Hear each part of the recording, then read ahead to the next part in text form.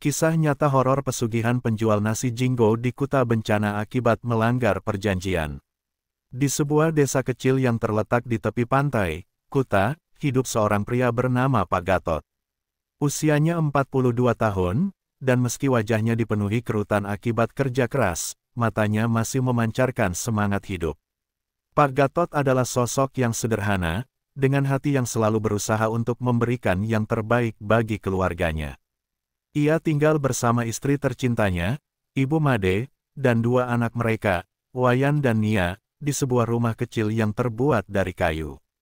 Setiap pagi, Pak Gatot akan bangun sebelum matahari terbit, merapikan tempat tidurnya, dan berdoa untuk keberkahan hari itu. Ia adalah seorang yang percaya bahwa kerja keras dan ketekunan akan membuahkan hasil. Namun, kenyataan berkata lain.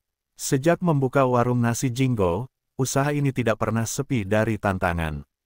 Meskipun warungnya menawarkan menu yang lezat dan harga yang terjangkau, pengunjung yang datang tidak sebanyak yang diharapkan. Pak Gatot sebelumnya bekerja sebagai buruh serabutan, mengumpulkan sedikit demi sedikit tabungan untuk memulai usaha.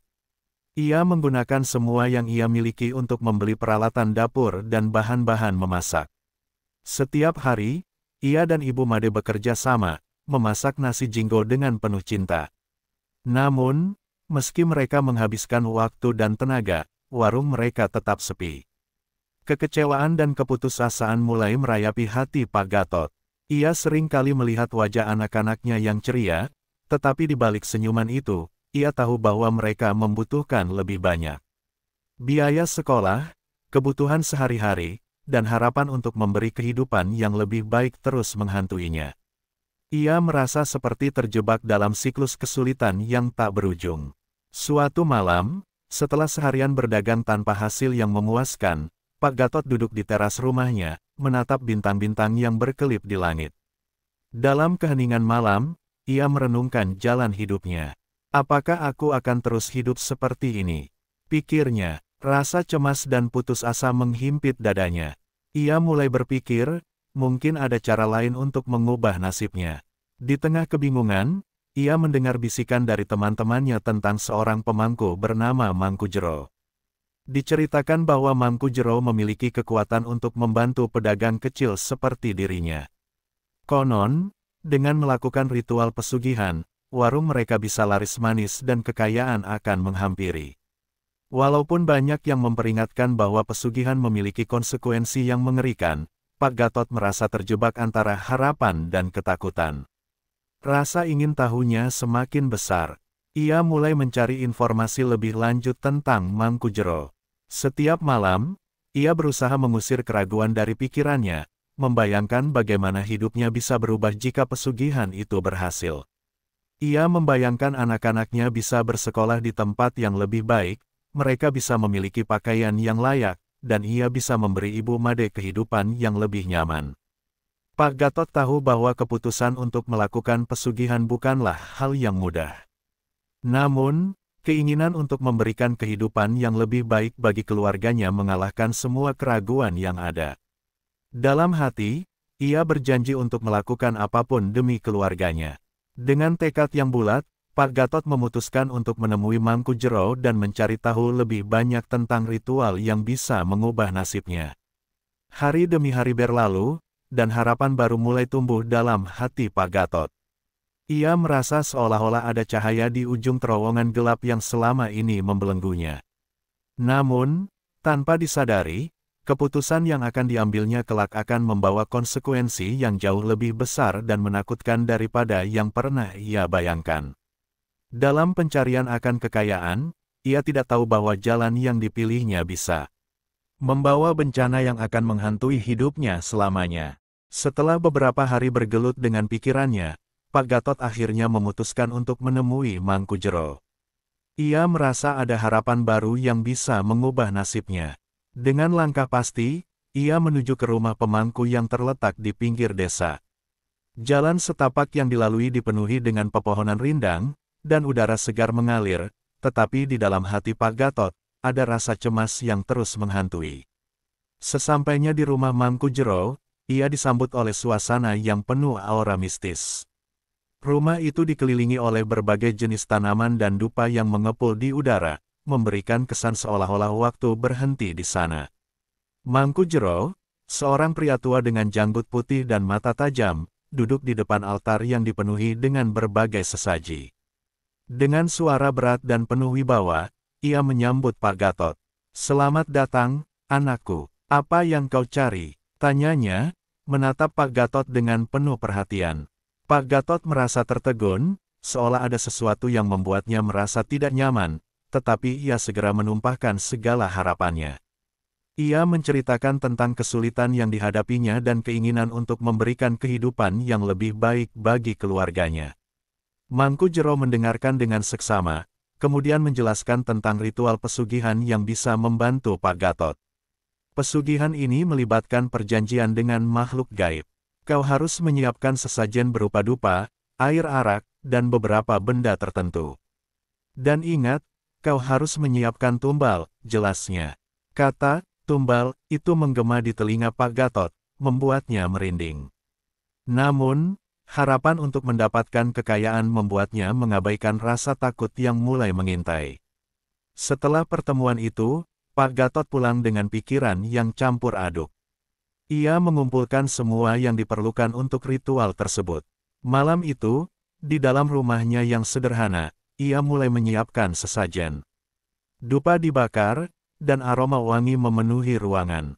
Air arak dituangkan ke dalam mangkuk, bersamaan dengan beberapa benda yang disarankan oleh Mangku Jero.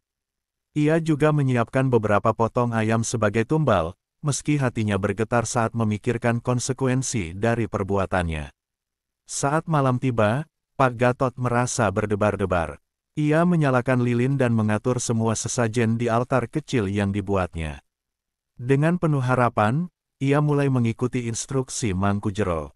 Ia menutup mata dan berdoa, berharap makhluk gaib yang akan ia panggil bisa mendengarnya. Suasana malam yang hening terasa semakin mencekam, dan suara angin seolah berbisik di telinga. Di tengah ritual, Pak Gatot merasakan getaran aneh di sekelilingnya. Ia merasa seolah ada energi yang bergerak di dalam ruangan. Ia teringat kata-kata Mangku Jero untuk tidak membuka mata selama proses berlangsung. Namun, rasa penasaran dan ketegangan membuatnya sulit untuk tetap tenang.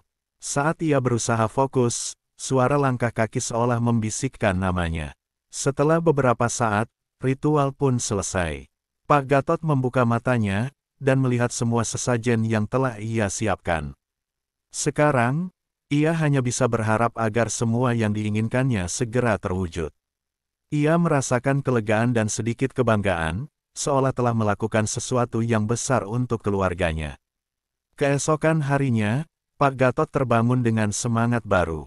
Ia pergi ke warung, dan betapa terkejutnya ia ketika melihat pengunjung mulai berdatangan. Warungnya yang sebelumnya sepi kini dipenuhi oleh pelanggan yang rela antre untuk menikmati nasi jinggo buatannya.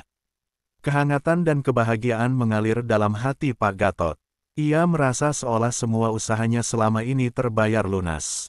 Namun, di balik kebahagiaan itu, ada sebuah bayangan kelam yang perlahan menghampiri. Meski usaha warungnya mulai berkembang, Pak Gatot tidak tahu bahwa setiap langkah yang diambilnya kini di bawah pengawasan makhluk gaib yang telah ia panggil. Keceriaan yang dirasakannya mulai disertai dengan rasa was-was.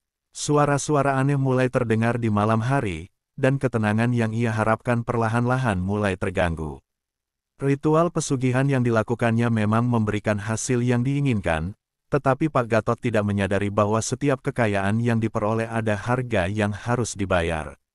Dalam keasyikannya akan kesuksesan yang datang, ia mulai melupakan peringatan tentang tumbal, dan disinilah benih dari konflik batin yang akan menghantuinya ditanam. Ketika harapan terus tumbuh, kegelapan pun mulai merayap masuk ke dalam kehidupan keluarganya, dan Pak Gatot akan segera mengetahui bahwa tidak ada yang gratis dalam dunia ini. Setelah ritual pesugihan yang dilakukan Pak Gatot, kehidupan keluarganya tampak berbalik arah. Warung nasi jinggo yang sebelumnya sepi kini dipenuhi pengunjung. Suasana riuh rendah bergema di antara tawa dan obrolan pelanggan yang menikmati hidangan. Pak Gatot dan Ibu Made merasa seolah-olah mimpi mereka menjadi nyata. Mereka tidak hanya mendapatkan keuntungan yang lebih baik, tetapi juga merasa dihargai oleh masyarakat sekitar. Namun, di balik kebahagiaan itu, ada ketegangan yang perlahan mulai menghantui. Suara-suara aneh mulai terdengar di malam hari. Saat Pak Gatot beristirahat setelah seharian bekerja, ia sering mendengar langkah kaki di sekitar rumah. Suara itu datang dan pergi, seolah ada sesuatu yang mengintai dari kegelapan. Ibu Made, meski berusaha tenang, tidak bisa menahan rasa cemas yang menggerogoti hatinya. Ia merasakan ada yang tidak beres, tetapi Pak Gatot selalu menenangkan, meyakinkan bahwa semua ini adalah bagian dari keberhasilan mereka. Satu malam, saat makan malam, Wayan, anak sulung mereka, tiba-tiba terdiam dan menatap ke arah pintu. "Ayah, ada yang mengintip dari luar," katanya dengan suara bergetar. Pak Gatot menoleh, tetapi tidak melihat apapun di luar. Ia mencoba mengalihkan perhatian anaknya dengan cerita lucu, tetapi hatinya berdebar. Apa yang sebenarnya terjadi? Apakah semua ini ada hubungannya dengan ritual pesugihan yang telah ia lakukan? Semakin hari, perasaan tidak nyaman itu semakin mengganggu. Meskipun warungnya ramai, Pak Gatot sering merasakan ketegangan di dalam dirinya. Di tengah kesuksesan yang diraihnya, ia merasa seperti terpaksa menanggung beban yang lebih berat. Suatu malam, setelah menutup warung, Pak Gatot duduk sendirian di teras, merenungkan semua yang telah terjadi. Ia melihat ke arah langit malam yang gelap, bertanya-tanya apakah semua ini sepadan. Di tengah kesunyian, suara langkah kaki itu kembali terdengar, kali ini lebih mendekat. Pak Gatot merasakan bulu kuduknya merinding. Ia berusaha meyakinkan diri bahwa semua ini hanyalah ilusi. Namun, saat ia beranjak masuk ke dalam rumah, ia melihat bayangan samar di sudut halaman. Bayangan itu tampak seperti sosok manusia, tetapi ketika ia mendekat, sosok itu menghilang. Keesokan harinya, Wayan mulai menunjukkan tanda-tanda stres. Ia sering terbangun di malam hari dengan teriakan ketakutan. "Aku melihat makhluk menyeramkan, Ayah," teriaknya, membuat Pak Gatot terkejut. Ia berusaha menenangkan anaknya, tetapi rasa takut yang mendalam menguasai hati Wayan. Ibu Made pun mulai khawatir. Ia merasakan ada sesuatu yang tidak beres, tetapi Pak Gatot tetap bersikukuh bahwa semua ini hanya efek dari kelelahan dan tekanan. Malam demi malam berlalu, dan rumah mereka semakin terasa menakutkan. Suara-suara aneh kian sering terdengar, dan setiap kali Pak Gatot berusaha mencari tahu, ia hanya menemukan kesunyian. Ia mulai merasa terjebak dalam lingkaran ketakutan yang tak berujung. Di satu sisi, ia menikmati kesuksesan yang telah diraihnya, tetapi di sisi lain, ia merasakan ada sesuatu yang mengintai, menunggu saat yang tepat untuk mengambil kembali apa yang telah diberikan. Suatu malam, saat Pak Gatot tertidur, ia bermimpi buruk. Dalam mimpinya, ia melihat sosok menyeramkan, wajahnya tidak jelas, tetapi aura jahatnya terasa begitu kuat. Sosok itu mendekatinya, berbisik, "Kau telah melanggar perjanjian." Pak Gatot terbangun dengan napas tersengal, tubuhnya berkeringat dingin. Ia merasa semakin tertekan dan bingung dengan apa yang terjadi. Kesuksesan yang diraihnya kini terasa terbalut dengan bayang-bayang ketakutan. Pak Gatot berusaha untuk tetap positif, tetapi rasa cemas terus menghantuinya. Ia mulai meragukan keputusan yang diambilnya. Mungkin, pesugihan yang dilakukannya tidak semudah yang ia bayangkan. Di balik keberhasilan, ada harga yang harus dibayar, dan ia mulai merasakan dampaknya. Ritual yang seharusnya membawa berkah kini menjadi malapetaka yang terus menghantuinya.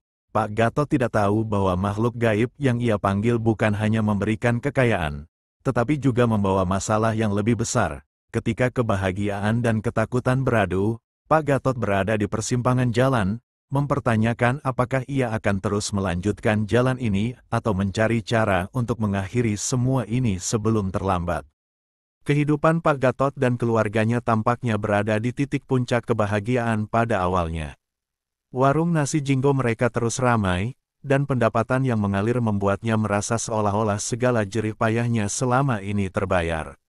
Namun, di balik kesuksesan itu, ketegangan semakin meningkat. Suara-suara aneh, bayangan misterius, dan gangguan yang dialami keluarganya semakin menjadi-jadi, menciptakan suasana mencekam di rumah mereka. Suatu malam, saat semua orang tertidur, Pak Gatot terbangun karena mendengar suara berisik di dapur. Ia segera bangkit dan melangkah perlahan menuju sumber suara. Di sana, ia menemukan Wayan, anak sulungnya, berdiri dengan tatapan kosong, seolah terjebak dalam dunia lain. "Wayan, apa yang kamu lakukan?" tanya Pak Gatot, suara bergetar. Wayan tidak menjawab, hanya menatap ke arah sudut ruangan dengan ketakutan. Pak Gatot merasakan jantungnya berdegup kencang. Dalam ketidakpastian, ia mencoba meraih pundak anaknya, tetapi Wayan terkejut dan berlari keluar dari dapur, melompati ayahnya. Pak Gatot berusaha mengejarnya, tetapi Wayan sudah menghilang ke dalam kegelapan malam. Keesokan harinya, Wayan terbangun dengan kondisi yang lemah. Ia mengalami demam tinggi dan terus merintih seolah sedang mengalami mimpi buruk yang tak berujung. Ibu Made mengkhawatirkan kondisi anaknya, dan saat Pak Gatot kembali dari warung, ia menemukan Wayan terkulai lemah di atas ranjang. "Kita harus membawanya ke dukun, ayah," seru Ibu Made, air mata membasahi pipinya. Pak Gatot merasa bingung. Di satu sisi, ia ingin segera membantu anaknya, tetapi di sisi lain, ia ingat peringatan Mangku Jero tentang konsekuensi dari ritual pesugihan. Rasa bersalah mulai menyelimuti pikirannya, dan ia merasa terjebak dalam keputusan yang sulit. Akhirnya, mereka memutuskan untuk membawa Wayan ke dukun yang terkenal di desa. Dukun itu adalah seorang wanita tua yang dikenal dengan kemampuannya dalam mengobati berbagai penyakit. Setelah mendengar keluhan Pak Gatot, dukun itu mulai memeriksa Wayan dengan teliti. "Anak ini terpengaruh oleh sesuatu yang tidak kasat mata," ucapnya dengan suara pelan, menatap Pak Gatot dengan tajam. "Ada yang salah dengan perjanjian yang kau buat." Kata-kata itu membuat Pak Gatot tergetar. Ia merasa seolah-olah semua beban kesalahannya jatuh di atas bahunya. Dukun itu kemudian melakukan ritual untuk mengusir makhluk yang mengganggu Wayan. Pak Gatot dan Ibu Made hanya bisa menunggu dengan cemas. Mereka melihat proses itu berlangsung, tetapi saat dukun mulai berdoa, suasana di ruangan berubah menjadi mencekam. Suara gemuruh terdengar, dan cahaya lilin bergetar seolah ada sesuatu yang mengganggu. Setelah ritual selesai, Wayan tampak lebih tenang, tetapi Pak Gatot tahu bahwa semua ini belum berakhir. Ia merasa ada sesuatu yang lebih besar dan lebih menakutkan yang mengancam keluarganya. Kembali ke rumah, ketakutan yang merayapi hidup mereka semakin menjadi-jadi. Banyak hal aneh mulai terjadi, barang-barang di rumah sering berpindah tempat tanpa alasan, dan suara langkah kaki di malam hari semakin sering terdengar. Suatu malam, ketika Pak Gatot sedang mengatur meja di warung, ia melihat sosok misterius berdiri di sudut ruangan. Sosok itu mengenakan jubah hitam, wajahnya tertutup bayangan. Pak Gatot merasakan keringat dingin mengalir di seluruh tubuhnya. Dalam ketakutan, ia berusaha mengalihkan pandangan, tetapi sosok itu tampak semakin mendekat. "Ingatanmu, Pak Gatot," suara yang dalam dan mengerikan terdengar. "Kau telah melanggar perjanjian." Pak Gatot terbangun dari mimpi buruk itu, jantungnya berdegup kencang. Ia tahu bahwa hidupnya telah berubah selamanya. Ketakutan dan kesedihan mulai menggerogoti hatinya. Ia merasa terasing dari keluarganya, seolah-olah mereka terperangkap dalam dunia yang tidak mereka kenali. Dalam pencarian kekayaan yang instan, ia telah menciptakan bencana yang menghancurkan hidupnya. Di tengah malam yang kelam, bencana akhirnya datang. Suatu ketika, saat seluruh keluarga tidur, suara keras memecah keheningan. Api berkobar dari arah dapur, dan sekejap mata, rumah mereka dilalap api. Pak Gatot terbangun dan berlari ke arah suara, tetapi semuanya sudah terlambat. Ia melihat api menghanguskan semua yang mereka miliki, termasuk kenangan-kenangan indah yang telah dibangun selama bertahun-tahun. Keluarga Pak Gatot berlari keluar, terjebak dalam kepanikan dan ketakutan. Dalam kekacauan itu, ia mencari Wayan dan Nia, tetapi semuanya terasa seperti mimpi buruk yang tak berujung. Api membakar habis warung dan rumah mereka, dan dalam sekejap, semua harapan hancur luluh. Kebakaran itu menjadi simbol dari semua kesalahan yang telah ia buat, perjanjian yang dilanggar, tumbal yang tidak dipenuhi, dan kebahagiaan yang hilang. Keluarga Pak Gatot berdiri di luar, menatap reruntuhan rumah mereka dengan rasa hampa. Mereka telah kehilangan segalanya, dan ketakutan yang selama ini menghantui, kini menjadi kenyataan.